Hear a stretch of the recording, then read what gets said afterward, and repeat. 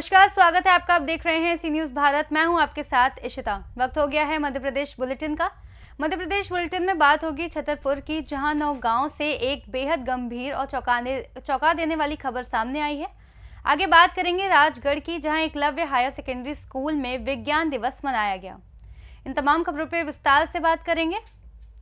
छतरपुर नौगांव से एक बेहद गंभीर और चौंकाने वाली खबर सामने आई। दरअसल शराब फैक्ट्री से निकलने वाला जहरीला केमिकल युक्त पानी पूरे इलाके के पर्यावरण और लोगों की सेहत के लिए जहर बन चुका है। खेतों की फसलें जलकर बर्बाद हो रही हैं। वहीं कुएं और ट्यूबवेल का पानी अब पीने लायक नहीं है और ना ही नहाने लायक। नौगांव में जहां कॉक्स इंडिया डिस्टिलरी से निकलने वाला जहरीला पानी पूरे इलाके को अपनी चपेट में ले चुका है। खुले नालों में बहता ये केमिकल युक्त बदबूदार पानी स्लीप नदी में मिलकर पूरे जल स्रोत को जहरीला बना रहा है। हालात ये हैं कि 12 गांव के कुएं, हैंडपंप और ट्यूबवेल अब पीना तो दूर, निस्तार के लायक भी नहीं बचे। ग्रामीण क्षेत्रों में फसलें जलने लगी हैं, मवेशी मर रहे हैं, कुएं का पानी लाल हो गया है। बदबू इतनी कि सांस लेना मुश्किल।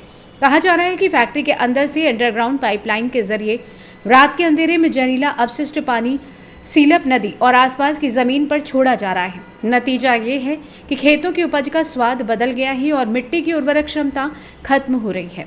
गांव के बुजुर्ग बताते हैं कि पहले इस इलाके के पानी की मिठास दूर दूर तक मशहूर थी, लेकिन शराब फैक्ट्री खुलने के बाद पानी ने शराब जैसा रंग और बदबू पकड़ ली है। नहाने के बाद शरीर में खुजली और बदबू आम बात हो चुकी है। सबसे हैरानी की बात तो यह है कि इतने गंभीर हालात के बावजूद प्रशासन और प्रदूषण नियंत्रण बोर्ड ने आंखें मूंद रखी हैं। सवाल ये है कि आखिर कब तक आम जनता जहरीला पानी पीने और दमघोंटू हवा में सांस लेने को मजबूर रहेगी। जानते हैं इस विषय में किसान नरेंद्र यादव एवं महिला रुक्मणी यादव ने क्या कुछ कहा। का नाम है माताराम? रुकमान।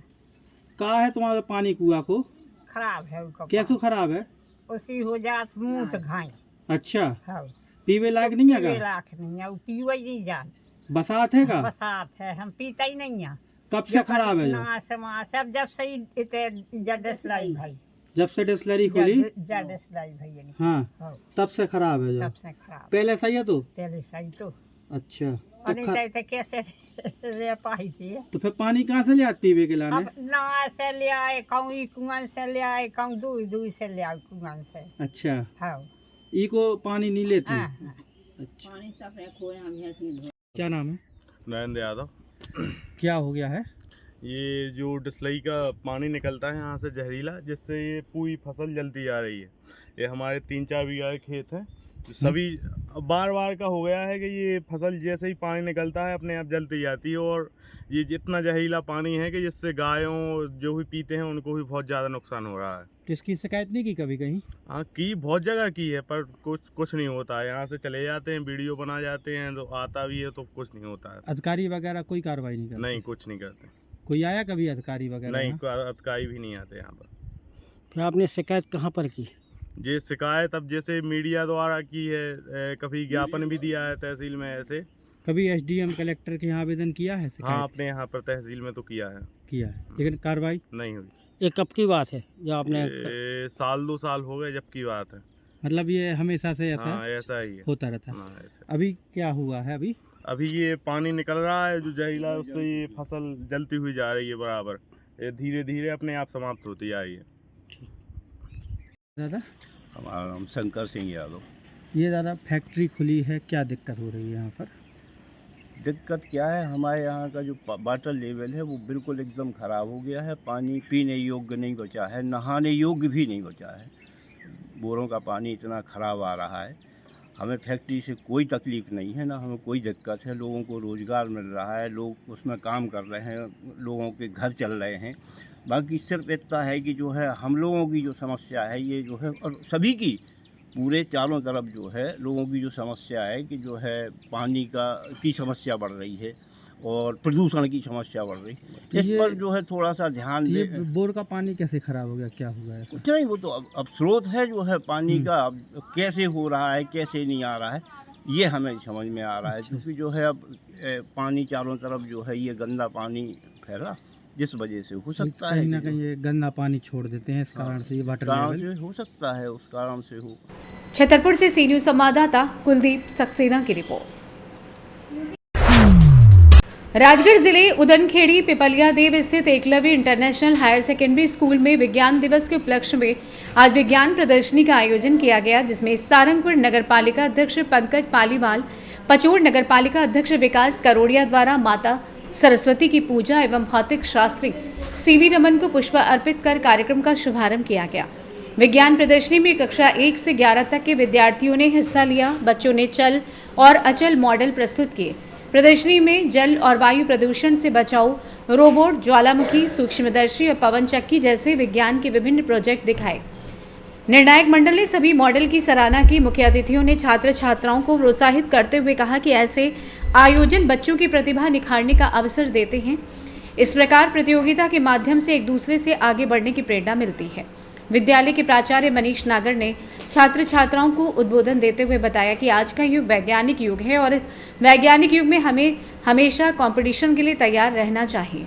बिना कंपटीशन के हम आगे नहीं बढ़ सकते हैं, क्योंकि जितना कंपटीशन हम करेंगे उतने ही आगे बढ़ पाएंगे। इस कार्यक्रम में विद्यालय के प्राचार्य मनीष नागर, संचालक एसआई बने सिंह नागर, जन शिक्षक उदनखेड़ी देवी सिंह नागर, सरपंच पटाड़िया धाकड़ जगदीश राजपूत, कैलाश नागर, विनोद पुष्पत, समिति सदस्य सुनील नागर, उप प्राचार्य नितेश कारपेंटर सहित समस्त शिक्षकगण मौजूद रहे। राजगढ़ से सी न्यूज संवाददाता जावेद की रिपोर्ट।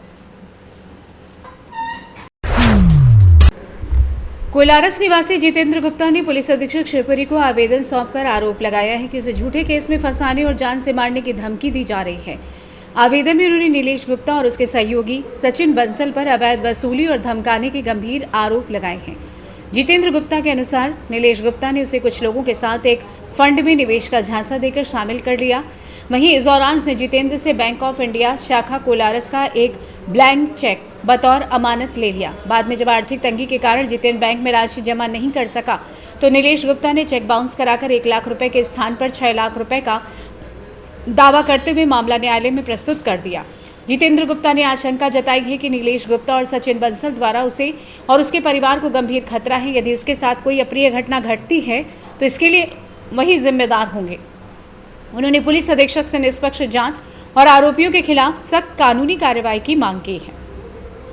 जाटव लेके घूम रहा है, वीरू जाटव लेके घूम रहा है। एक वो कौन गुप्ता था मेडिकल वाला। हाँ सर, उसने तो दिया था सर, लेकिन एक्चुअली क्या सर उसका है ना, बिल्कुल जो आरोप था ना सर, बिल्कुल एक्चुअली क्या उसका जो आरोप था कि पैसे का, तो सर उसका मेरा है ना केस चल रहा है पहले से ऑलरेडी।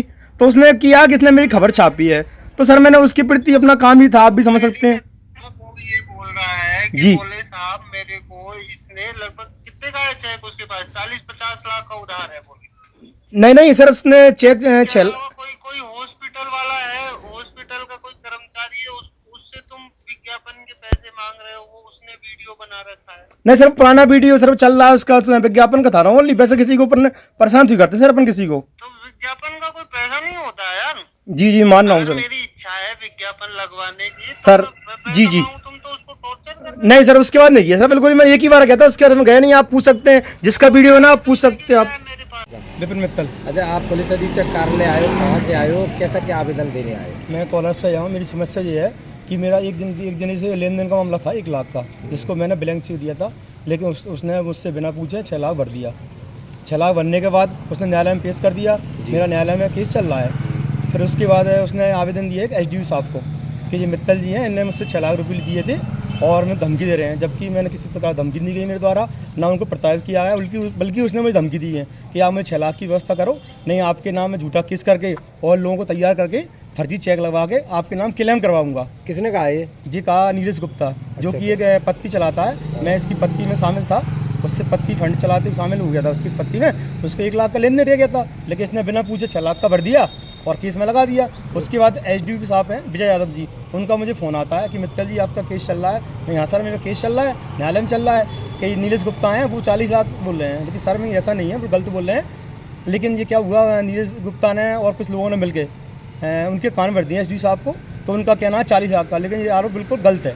अब आप क्या चाहते हैं? अब मैं चाहता हूँ कि इसकी जांच की जाए, जो भी है इसका देखा जाए। आपके पास कुछ प्रूफ है जो एसडीओ साहब का?